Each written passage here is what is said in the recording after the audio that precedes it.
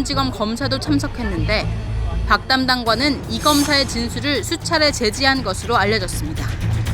이 검사는 박 담당관의 지시를 받고 윤 총장의 재판부 사찰 의혹이 혐의가 없다는 내용을 보고서에서 뺐다고 거듭 주장했는데 박 담당관은 지시한 적이 없다고 반박하다가 지시는 했지만 삭제는 이 검사가 직접 했다고 번복한 것으로 알려졌습니다.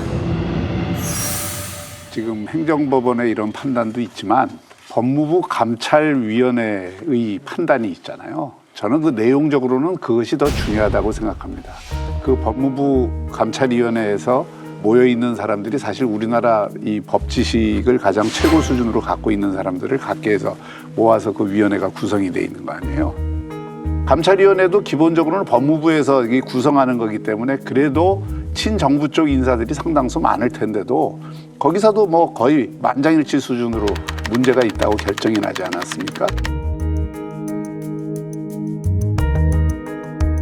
이것이 바로 이제 추미애 장관 측의 법적 정당성뿐만이 아니라 정무적 정당성도 근본적으로 기각시키는 거죠. 추미애 장관이 이제 바로 직전에 법무부 감찰 규정, 법무부 장관령이에요.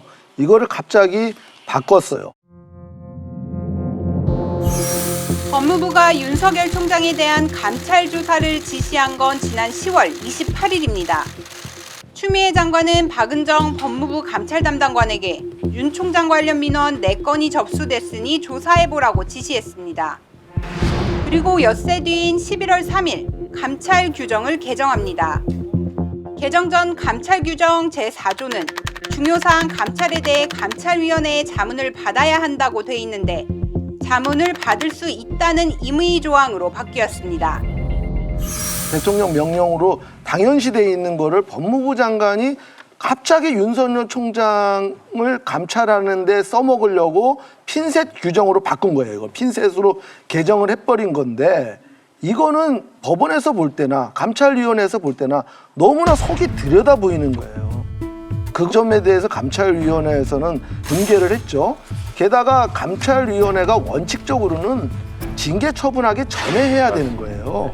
그래서 감찰위원회에서 이걸 충분히 의논해서 장관한테 이거 징계를 하면 안 된다, 해야 된다 이거를 의견을 주고 거기에 따라서 징계를 해야 되는데 이건 거꾸로 징계를 해놓고 그 뒤에 이거를 이제 감찰위원회에서 장관이 소집을 안 하니까 위원장이 그냥 소집을 해갖고 이걸 보겠다. 근데 법무부에서는 자료도 오픈을 안 했어요.